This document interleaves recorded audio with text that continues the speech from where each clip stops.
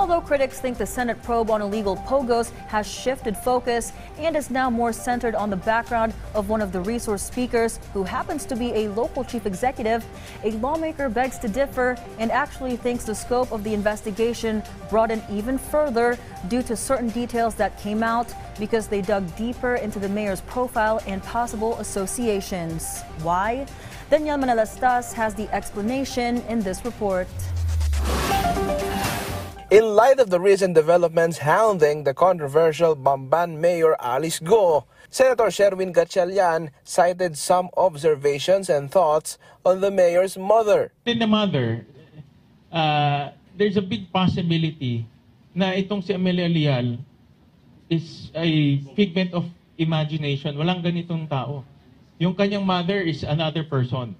At itong taong si Wen Yi, I'll just show to, parang pinapakilalang nanay niya, no, doon sa mga taga doon sa Valenzuela. So, ang personal assessment ko, this might be the biological mother ni Alice Guo. So, based on my tanong-tanong ko, tsaka yung mga family business niya, itong si Wen Yi, nandun lahat eh. Gatchalian meanwhile denied the Senate hearing on POGOs is just for show.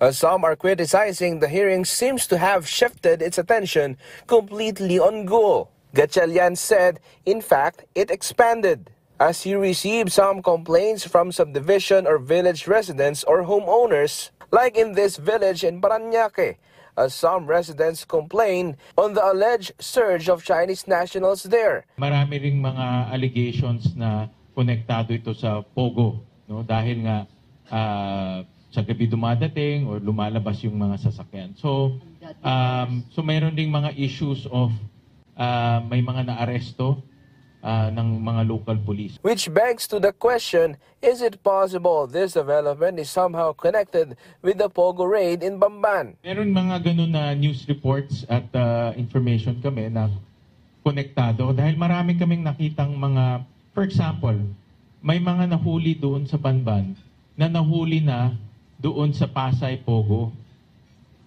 Pero hindi na filean ng kaso kaya nakawala. No? Pero nag-reappear siya doon sa Bamban. No? So, marami kaming ganun. Some homeowners faced the media and shared their complaints. We observed that there are so many Chinese nationals, we don't know their citizenship, but majority of them don't know how to speak Tagalog.